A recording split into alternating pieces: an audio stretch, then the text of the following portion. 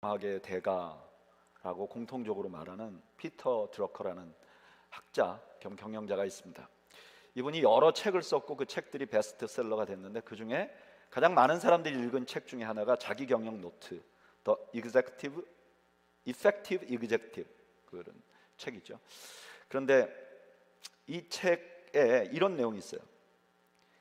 시간은 가장 희소한 자원이다. 따라서 시간을 관리하지 못하면 아무것도 관리하지 못한다. 이 자기경영 노트라는 것은 목표를 달성하는 경영자가, 그러니까 어떤 경영자냐, 성공적으로 일하는 경영자, 자기가 목표한 것을 이루는 경영자는 어떻게 살아야 되는가, 어떻게 해야 되는가를 가르치는 책인데, 알려주는 책인데, 거기에 목표를 달성하는 경영자는 반드시 시간이 귀한 줄 알고 그 시간을 잘 관리해야 성공적인 경영자가 된다, 이렇게 말했어요. 한국의 시간관리 강사로 유명한 유성은이라는 분이 쓴 책을 보면 이분이 그 시간 관리에 관해서 강의를 하기 위해서 젊은이들 앞에 서면 항상 이렇게 물어본대요. 여러분들이 가지고 있는 것 중에 가장 소중한 게 무엇입니까? 이렇게 물어본다는 거예요. 그러면 사람들이 손을 들고 저는 뭐가 소중합니다, 뭐가 소중합니다, 가족이 소중합니다, 건강이 소중합니다, 이렇게 말한다는 거예요. 근데 이분이 항상 하는 말은 나는 시간이 제일 소중합니다, 이렇게 말한다는 거예요. 왜냐? 시간은 생명이기 때문에 그렇다는 거예요. 어떤 것이 있어도 생명이 없으면 소용이 없는 것처럼 시간이 없으면 아무 소용도 없다는 거예요. 이해가 되는 말이죠. 여러분, 우리 인생에 있어서 시간은 아주 중요한 요소입니다. 이 시간을 어떻게 활용하느냐에 따라서 우리가 인생을 성공적으로 살 수 있는가, 아니면 괴로움 가득하게 살게 되는가를 좌우하는 아주 중요한 요소이기도 합니다. 이렇게 인생에 너무 중요한 요소가 시간이라면 오늘 전도서를 쓴 지혜자가 이 시간을 연구하지 않았을 리가 만무하죠. 오늘 본문은 전도자, 지혜자가 시간을 연구하고 나서 그 결과를 우리와 나누는 말씀입니다.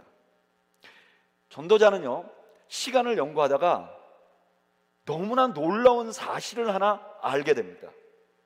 자기가 미리 계획하지는 않았던 것 같아요. 근데 시간을 공부하고 연구하다 보니까 자기가 미처 생각해보지 않았던 놀라운 것을 하나 알게 되는데, 그게 뭐냐면은 우리가 그렇게 중요하게 생각하는 시간보다 더 중요한 게 있다는 거예요.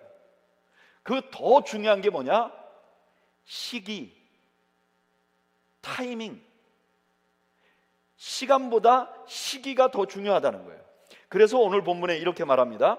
범사에 기한이 있고 천하만사가 다 때가 있나니 날 때가 있고 죽을 때가 있으며 심을 때가 있고 심은 것을 뽑을 때가 있으며 죽일 때가 있고 치료할 때가 있으며 헐 때가 있고 세울 때가 있으며 울 때가 있고 웃을 때가 있으며 슬퍼할 때가 있고 춤출 때가 있으며 돌을 던져버릴 때가 있고 돌을 거둘 때가 있으며 안을 때가 있고 않는 일을 멀리할 때가 있으며 찾을 때가 있고 잃을 때가 있으며 지킬 때가 있고 버릴 때가 있고 찢을 때가 있고 꿰맬 때가 있으며 잠잠할 때가 있고 말할 때가 있으며 사랑할 때가 있고 미워할 때가 있으며 전쟁할 때가 있고 평화할 때가 있느니라. 지금 자그마치 14개의 예를 들어요. 그리고 28번이나 뭐라 그러냐면 때가 있단 말이에요. 히브리 문학에서 무언가를 강조하고 싶으면 반복합니다. 그런데요, 성경에서 28번이나 동일한 말을 반복한 예는 거의 없어요. 그러니까 이 지혜자가 자기가 시간을 연구하면서 알아낸 너무나 중요한 일인데, 이거는 우리 인생이 꼭 알아야 되는 거, 우리 사람들이 꼭 알아야 되는 거라는 거예요. 그게 뭐냐?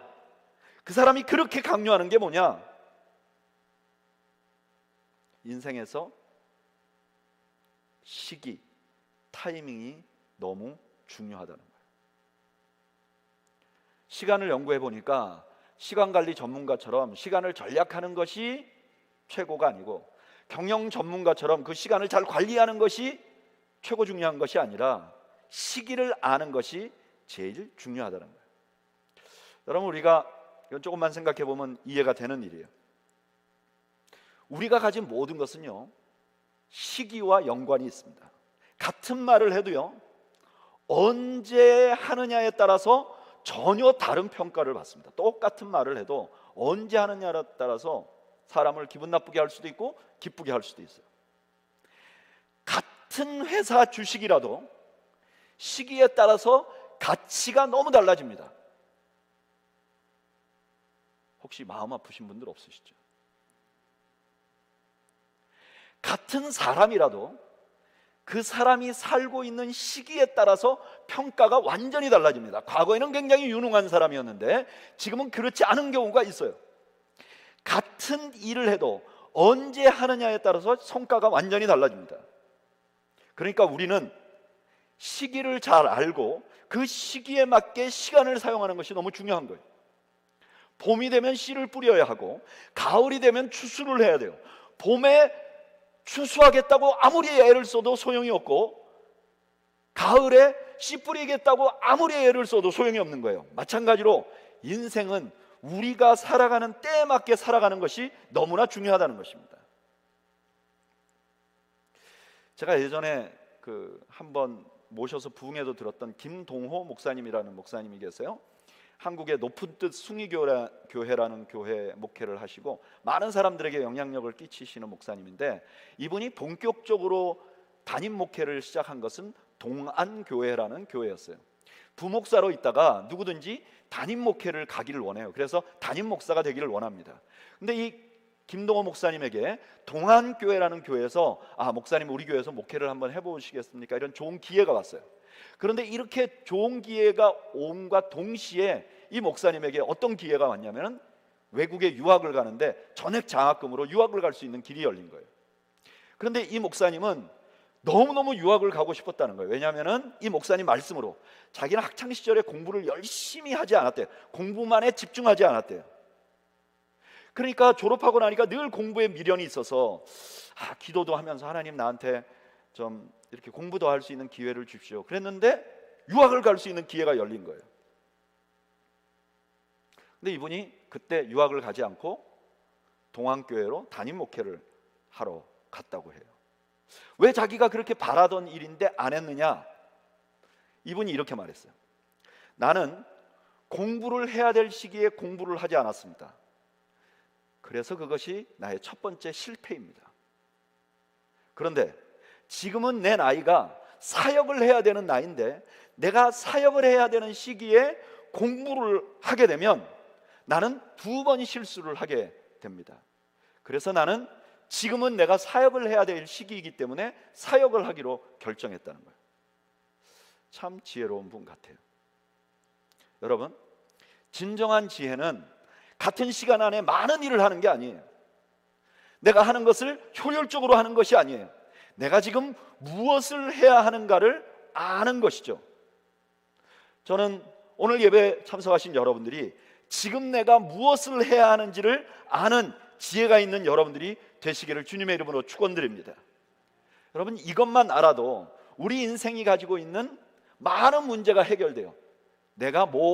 지금 내가 무엇을 해야 되는 사람인가, 내가 지금 무엇을 해야 되는가만 지혜롭게 알아도 많은 우리가 닥칠 문제를 해결할 수 있다는 거예요. 그런데 오늘 전도자는, 지혜자는요, 그것만으로는 좀 부족하다 그래요.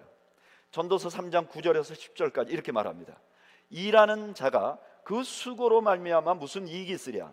하나님이 인생에게 노고를 주사 애쓰게 하신 것을 내가 보았노라.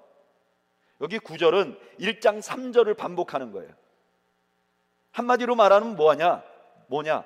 시기가 중요한 것을 알고 수고를 하지만 그것도 헛된 것이라는 거예요.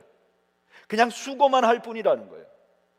아니, 시기가 그렇게 중요하다 그러고 그 시기에 맞춰서 열심히 일을 하는 거, 그게 왜 헛된 것입니까? 시기가 중요한 것을 알고 그 다음에 열심히 해도 그게 헛된 이유는 11절이 대답을 해줍니다. 11절 볼까요? 하나님이 하시는 일에 시종을 사람으로 측량할 수 없게 하셨도다. 여러분, 시간을 어떻게 사용하는가 보다 시기를 잘 맞추는 것이 너무 중요하다는 걸 알았어요.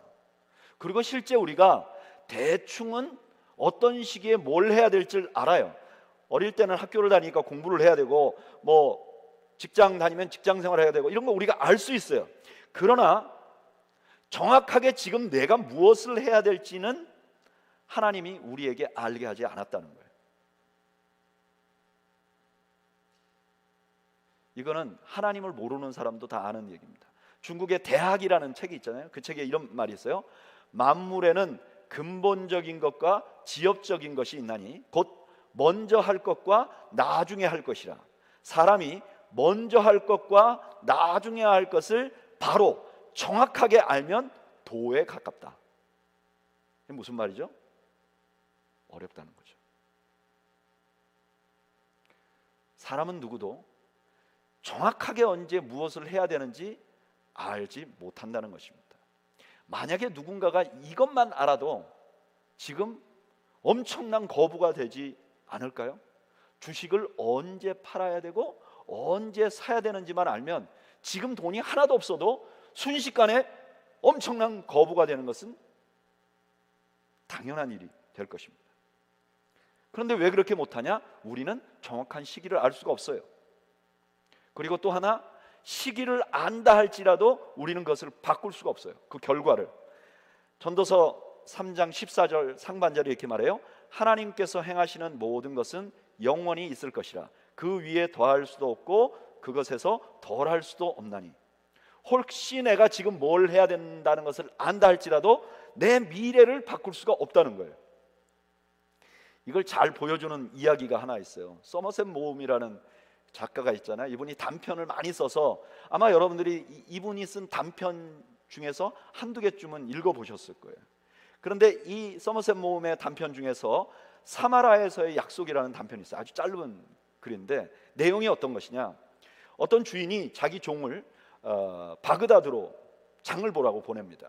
그랬더니 이 종이 그 주인의 뜻에 따라서 바그다드로 장을 보러 가요.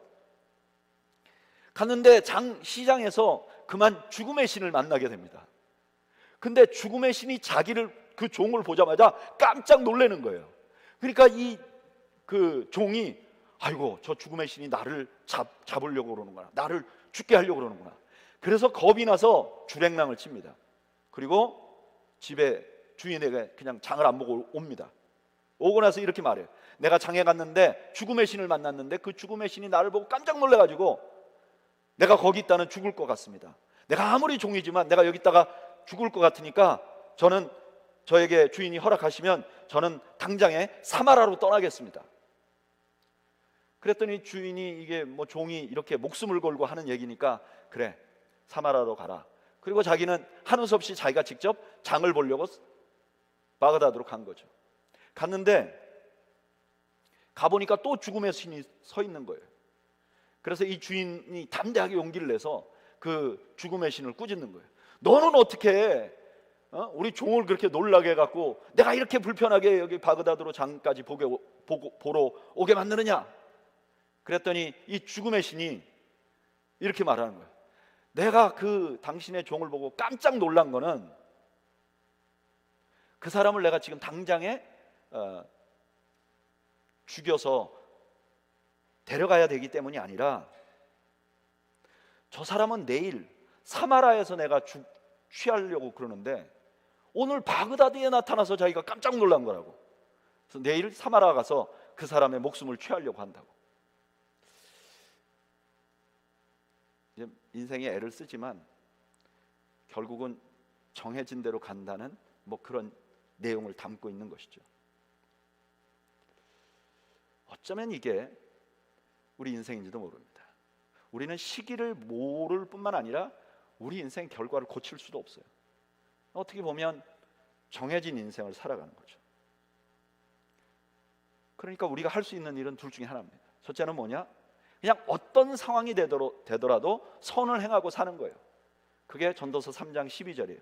사람들이 사는 동안 기뻐하며 선을 행하는 것보다 더 나은 것이 없는 줄을 내가 알았고. 그냥 이게 선이 되던, 내가 지금 하는 게 선이 되던 나중에 악이 되던 상관없이 그냥 선만 하면서 결과를 모르는 채 그냥 살아간다는 거예요. 근데 이렇게 되면 어떻게 되는가?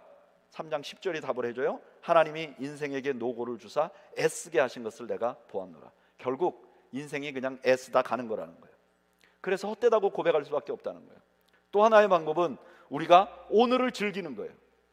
전도서 3장 13절, 사람마다 먹고 마시는 것과 수고함으로 낙을 누리는 그것이 하나님의 선물인 줄도 또한 알았도다. 그냥 현재 최선을 다하고 현재 하나님이 준 것에 감사하고 현재를 즐기라는 거예요. 여러분, 이것도 중요한 일입니다. 그런데 우리가 현재만 즐기면 우리가 진정으로 행복해질 수 없어요. 이유가 뭐냐? 전도서 3장 11절 상반절이 설명을 해줘요. 하나님이 모든 것을 지으시되 때를 따라 아름답게 하셨고 또 사람들에게 영원을 사모하는 마음을 주셨느니라. 하나님이 우리 마음에 영원을 사모하도록 마음을 주셨어요. 그래서 현재로만 만족하며 살 수가 없게 됐다는 거예요. 여러분, 이게 인생이 무언가 덫에 걸린 것 같죠? 시기를 모르면 문제가 생기고 안다 할지라도 해결책이 없는 거예요. 그럼 왜 하나님은 도대체 사람들을 사랑한다고 말하면서 이런 탈출구가 없는 덫 같은데 그런 상황에 놓았을까? 그 대답이 14절에 있습니다. 14절 우리 다 같이 한번 읽어볼까요? 전도서 3장 14절 읽어보죠. 시작. 하반절 하나님이부터 읽겠습니다. 3장 14절 하반절 시작. 하나님이 이같이 행하심은 사람들이 그의 앞에서 경외하게 하려 하심인 줄을 내가 알았도다. 아멘. 하나님을 경외하도록 하기 위해서라는 거예요. 여러분이 전도서 3장 14절 하반절이 제가 전도서를 지금 설교하는 말씀을 푸는 열쇠 중에 하나가 되는 말씀이에요. 인생을 연구해 보면 인생의 문제가 드러나요. 그리고 지혜자는 그걸 자꾸 드러냅니다. 왜 드러내느냐? 인생 포기하라는 의미가 아니라는 거예요. 헛되다고 전도서에 보면 헛되다 하는데 허무주의자가 되라고 그러는 게 아니라는 거예요. 왜 헛되다고 하느냐? 인생이 헛되다고 하느냐? 우리에게는 소망이 없으니 하나님께로 가라는 의미를 주기 위해서라는 거예요. 그래서 해 아래 소망이 없으니까 해 위를 보라고 접근하는 거예요. 그러면 왜 하나님을 경외하는 것이 그렇게 중요한가? 그 이유를 전도서 3장 15절이 설명을 해줘요. 다 같이 한번 읽어볼까요? 전도서 3장 15절 읽어보겠습니다. 시작. 이제 있는 것이 옛적에 있었고 장래에 있을 것도 옛적에 있었나니 하나님은 이미 지난 것을 다시 찾으시느니라. 아멘. 우리에게 시기, 타이밍이 중요한 이유는요, 우리는 시간이 한번 가버리면 되돌릴 수 없어요. 그래서 타이밍이 중요한 거예요. 근데 하나님은 어떤 분이시냐? 과거를 끌어다가 현재에 놓을 수 있고 현재를 끌어다가 과거에 놓을 수 있는 분이에요. 그러니까 하나님에게는 타이밍이 필요 없는 분이에요. 하나님은 시기를 조절할 수 있는 분이에요. 여러분, 오늘 우리가 본문에서 우리가 제일 먼저 인정해야 할 것이 이겁니다.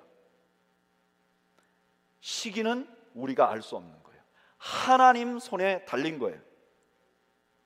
제가 잘 아는 산호세에 그레이스 밸리 교회라는 교회를 담임하시는 목사님이 이런 유명한 말을 했어요. 하나님께서 시간은 우리에게 주셨지만 시기는 우리에게 주시지 않았습니다. 저를 따라 하시죠. 하나님께서는 시간은 우리에게 주셨지만 시기는 우리에게 주시지 않았습니다. 이것이 전도서가 우리에게 첫 번째로 주는 레슨입니다. 시간은 우리에게 주셨어요.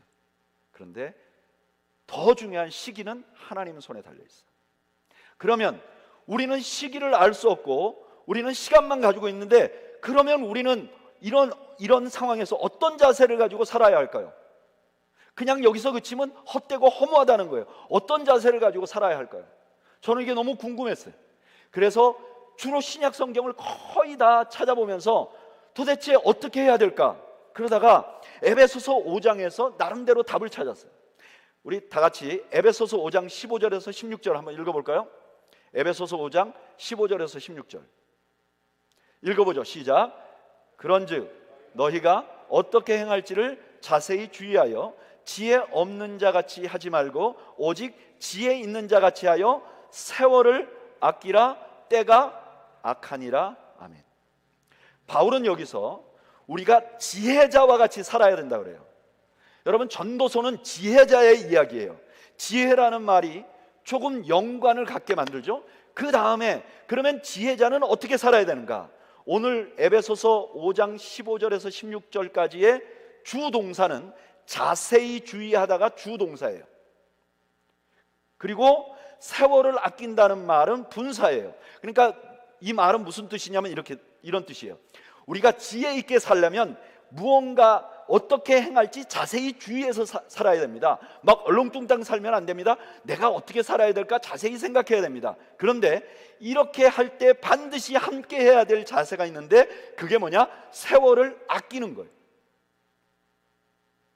그런데 여기 이 본문에 나오는 세월이라는 헬라어 단어는 카이로스라는 단어입니다. 헬라어에는 시간을 나타내는 말이 두 가지가 있어요. 하나는 카이로스, 하나는 크로노스입니다.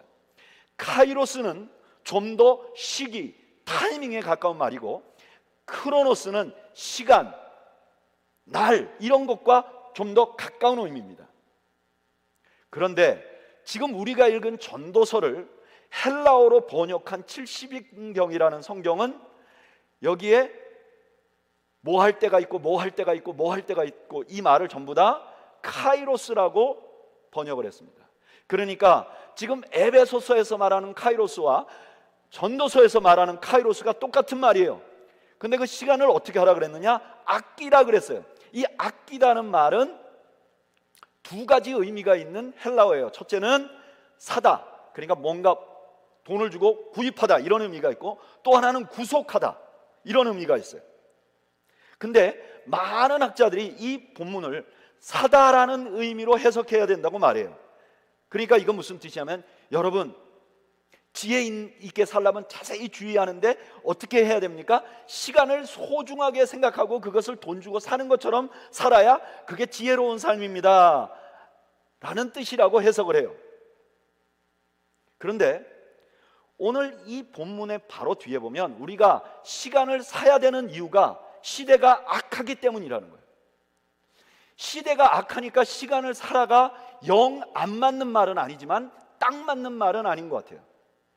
그런데 이것을 또 다른 의미인 구속하다라는 뜻으로 받아들이면 이건 너무나 잘 맞아요. 여러분, 세상이 악합니다. 그래서 당신이 가지고 있는 시기, 타이밍을 구속하세요. 구원하세요. 거듭나게 만드세요.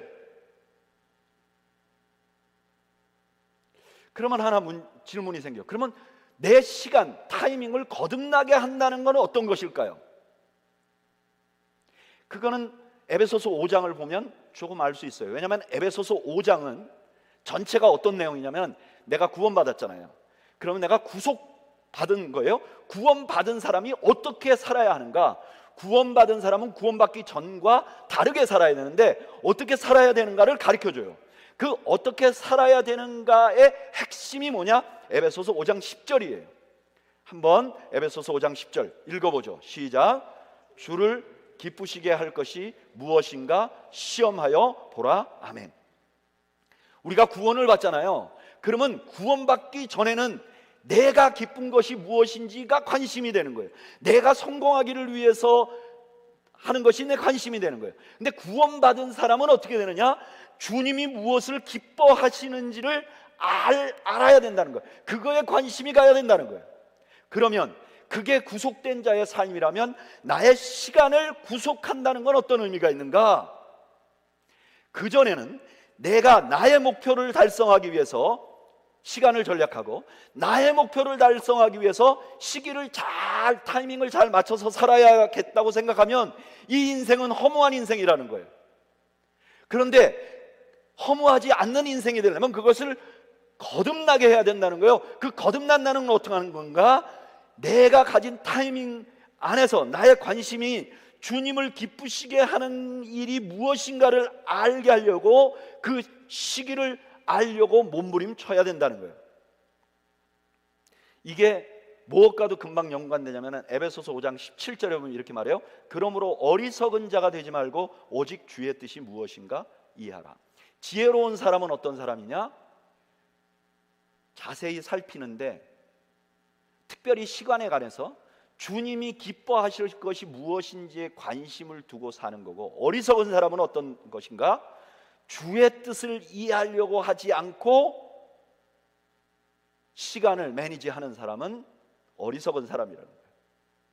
그런 관점에서 보면 우리 주님은요, 우리 주님의 관심은 항상 하나님의 뜻이었어요.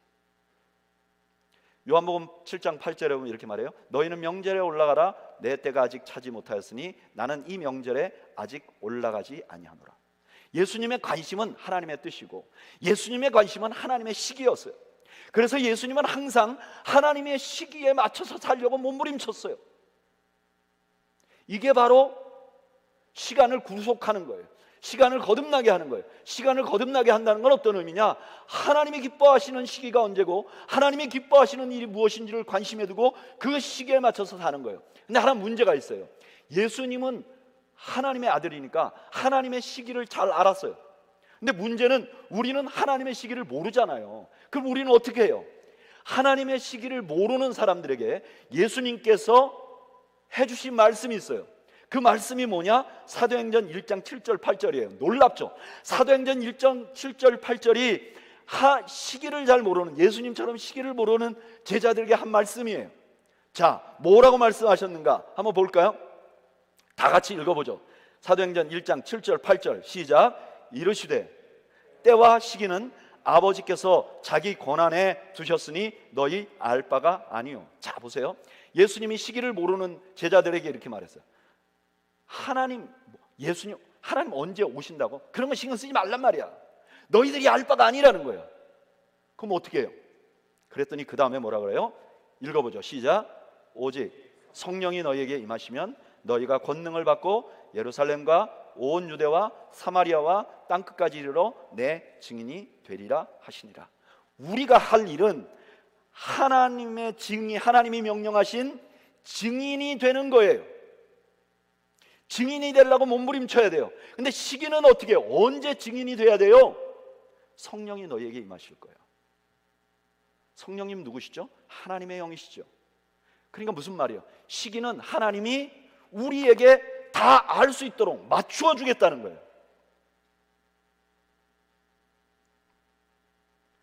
타이밍을 다스리시는 하나님이 우리의 시기를 다 맞추어 주시겠다는 거예요.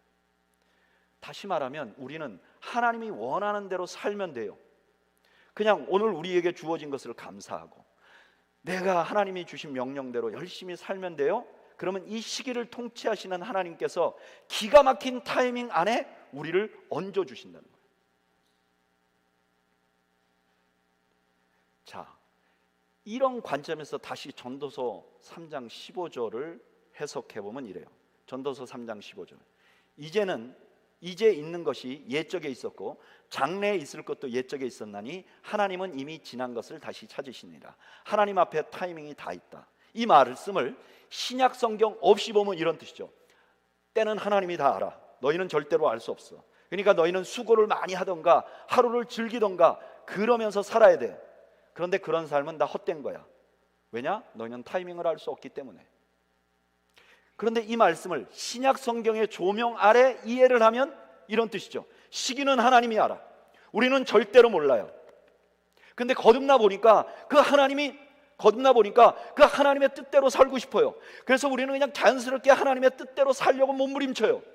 그런데 타이밍을 조절하시는 하나님이 누구시냐? 우리를 위해서 자기의 독생자를 보내실 만큼 너무나 사랑하시는 하나님이라는 거예요. 그런 하나님이 우리가 하나님을 위해서 열심히 살아가는데 타이밍 안 맞게 할 리가 없다는 거예요. 성령님께서 함께 하셔서 내가 그냥 하나님이 주시는 타이밍에 성령님께 순종하면 하나님이 주신 타이밍에 얹혀서 갈 수 있도록 해 주시겠다는 거예요. 헛된 것이 없도록 만들어 주시겠다는 거예요. 저는 적어도 이 말씀을 설교 준비하면서 나는 여기에 아멘합니다. 저는 아멘합니다. 왜냐? 저는요 어렸을 때 정말 철이 없었어요. 여기 있는 분들도 그런 분들이 계신지 모르겠지만 저는 뭐 고등학교 때, 대학 때 뭐 선택하는 거 제가 해본 적이 없어요. 그냥 부모님이 하라는 대로 하는 거죠. 그렇게. 심지어 신학대학원 다닐 때도 인생에 대한 구체적인 계획이 없었어요. 저는 유학을 올 때도 정말 어리석게도 유학 가서 미국에서 왔다 갔다 하다 보면 영어를 잘하게 되고 그 다음에 그냥 한 5년 놀다 보면 박사학위를 받는 줄 알았어요. 무식하기 이를 데 없는 거죠. 저는 사역지를 몇 번 옮겼는데 옮길 때마다 그냥 제가 관심은 하나님의 뜻이 어디 있는가 이것만 관심이었지, 내가 여기 있다가 저쪽 교회로 가면 나에게 어떤 유익이 있는가 한 번도 생각해 본 적이 없어요. 내가 거기 가야 되는 시기인가, 가면 어떤 일을 이룰 수 있는가 생각해 본 적이 없어요. 근데 이 말씀을 묵상하면서 돌아보니까 하나님 항상 가장 적절한 시기에 적절한 사역지로 옮겨주셨어요. 지금도 마찬가지고. 팬데믹 직전에 몇 달 전까지만 해도 제가 여기 와서 이렇게 설교하고 있으리라고? 근데 와보니까 하나님이 저에게 꼭 필요한 자리로 불러주신 거예요. 여러분들은 믿어지지 않는 표정으로 보시는 분들도 있지만 적어도 저에게는 이것이 사실이에요. 여러분, 우리는 타이밍을 몰라요. 그런데 너무나 다행인 것은 우리를 위해서 자신을 죽이신 하나님께서 타이밍을 통치하고 계시는 거예요. 여러분, 이게 다르게 보이지 않으세요? 다르게 보이시기를 바랍니다. 그러니까 그 다음에 마음이 놓여요. 내 타이밍 내가 몰라도 마음에 놓여. 그냥 나는 하나님을 기쁘시게 하기 위해서 살면 돼. 나는 오늘 나에게 주신 이 시간을 감사하면서 살면 돼. 그냥 마음이 놓이는 거예요. 타이밍을 모르는 것이 더 이상 나에게 문제가 되지 않는 거예요. 말씀을 한번 정리해 볼까요? 하나님은 우리를 이 땅에서 행복하게 살게 만드셨어요. 그런데 너무나 많은 사람들이 시기에 대해서 잘 모르기 때문에 문제가 생기는 거예요. 이거를 해결하려면 어떻게 되느냐? 시기를 구속해야 돼요. 시기를 구속한다는 건 어떤 것이냐? 우리가 구원받고 나서, 구원받기 이전에는 나를 위해 살았는데 구원받은 다음에는 하나님이 중요하고 하나님 뜻이 중요해요. 이렇게 바뀐 것처럼 이제 내 시기에 관해서 내가 정해놓은 시기를 버려야 되는 거예요. 여러분, 이게 얼마나 많은 사람들이 이것 때문에 괴로운지 몰라요.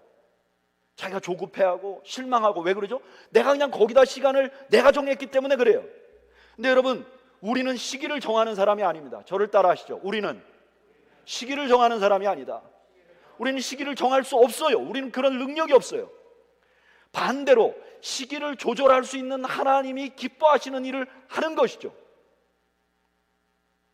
그런데 너무나 놀라운 건 그분이 나를 위해 독생자를 주신 하나님이세요. 그러니까 하나님의 때에 나를 완벽하게 인도해 주실 것이라는 거죠. 물론 이게 쉽지 않습니다. 이게 쉽다고 말하지는 않습니다. 그러나 이것은 사실입니다. 제가 우리 교회 부임했을 때 팬데믹이 막 시작해갖고 제가 교회 일을 할 수 있는 게 거의 없었어요. 그래서 혹시 가정들마다 이제 기도 제목을 듣게 됐어요. 그래서 집에서 기도는 할 수 있잖아요, 팬데믹. 근데 그때 기도 제목을 듣는데 우리 교인들 중에 많은 분들이 이제 50대 중후반 이렇게 가니까 기도 제목들이 다 대부분이 자기 자녀들에 대한 기도 제목이었어요. 그때 모두가 답답해하고 갈등하고 힘들어하고 우리가 함께 기도했는데 시간이 2년쯤 지나니까 하나하나 이루어져요. 그때는 절대 답답했는데 지금은 조금 더 나아졌어요. 물론 아직도 이루어지지 않는 기도 제목들이 있고 그 사이에 새로운 기도 제목들도 생겼어요. 근데 저는 분명하게 신뢰하는 건 있어요. 그때 우리가 지금 왜 내 자녀는 왜 지금 저러고 있을까 답답했던 그 내 세팅된 그 마음, 지나보니까 그때 그렇게 답답해할 일이 아니었어요. 그러니까 지금도 저에게 답답한 일이 있어요. 저도 모시고 사는 분이 두 분이나 있기 때문에 늘 마음이 좋았다 나빴다 해요. 근데 신뢰감이 있는 거죠. 그 전에 그렇게 하셨다면 지금도 앞으로도 그렇게 하실 것이다. 이것은 내 자녀들의 인생에 해당되는 말이 아닙니다. 바로 나의 인생에 해당되는 말입니다.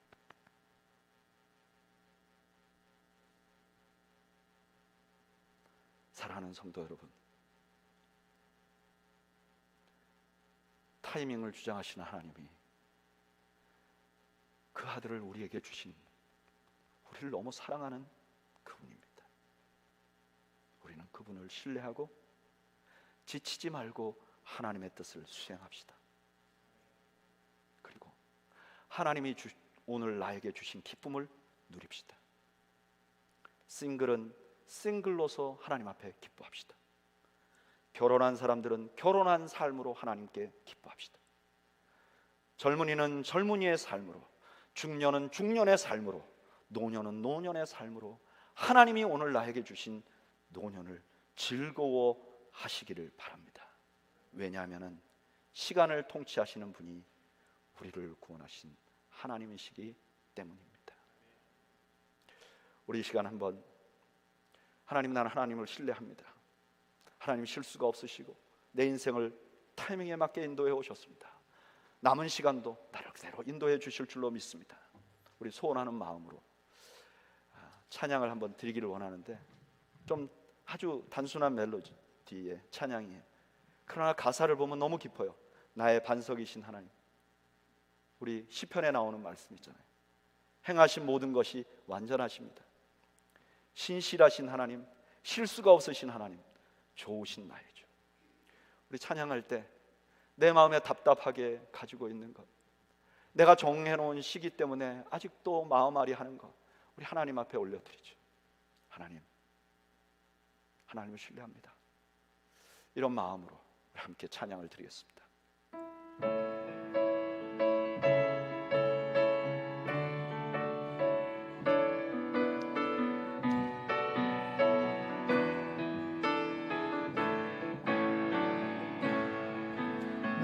나의 반석이신 하나님, 행하신 모든 것 완전하시니, 나의 생명 되신 하나님, 내게 행하신 일 찬양합니다. 신실하신 하나님, 실수가 없으신 좋으신 나의 주, 신실하신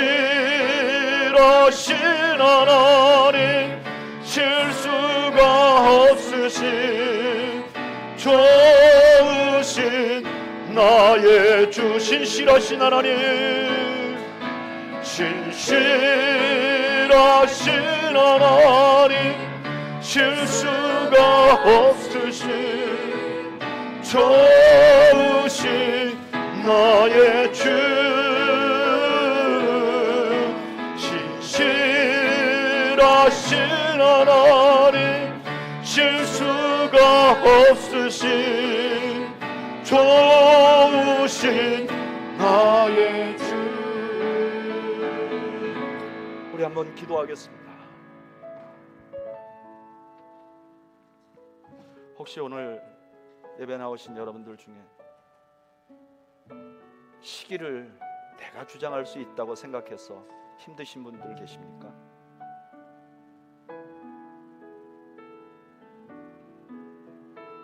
아니면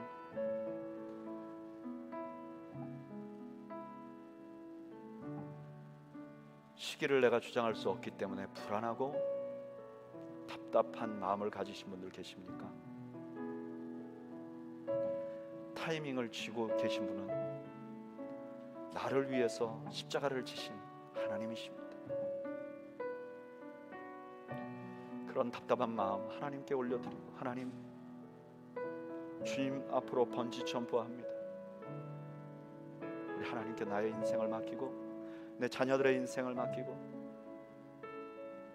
우리 하나님께 올려드리는 기도를 함께 드리기를 원합니다. 우리 시간 잠시 하나님 앞에 기도하겠습니다. 함께 기도하겠습니다. 하나님 아버지, 사랑합니다. 아버지 하나님 아버지,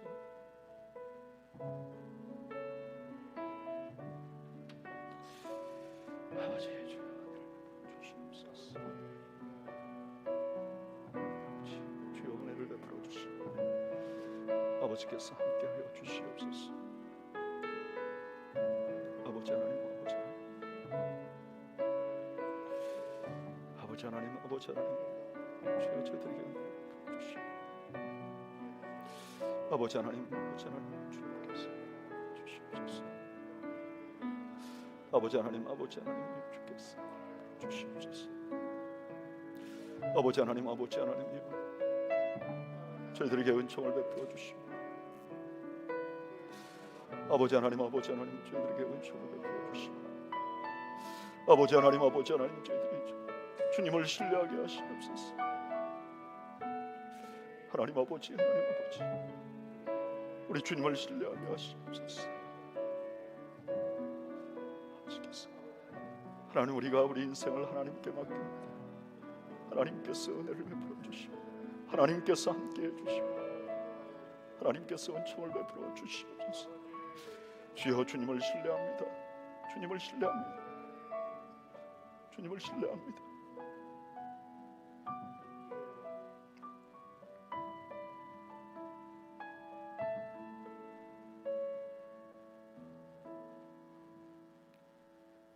이제는 우리 주님 예수 그리스도의 은혜와 하나님 아버지의 그 크신 사랑과 성령님의 함께 하시고 동행하시며 위로하시는 역사가, 타이밍을 주장하시는 분이 우리를 위하여 십자가를 지신 그 독생자를 보내신 아버지인 것을 신뢰하며 우리 남은 인생을 살기로 다짐하는 주의 백성들 머리머리 위와 이들의 가정과 생업 위에 지금으로부터 영원 무궁토록 함께 있을지어다. 아멘.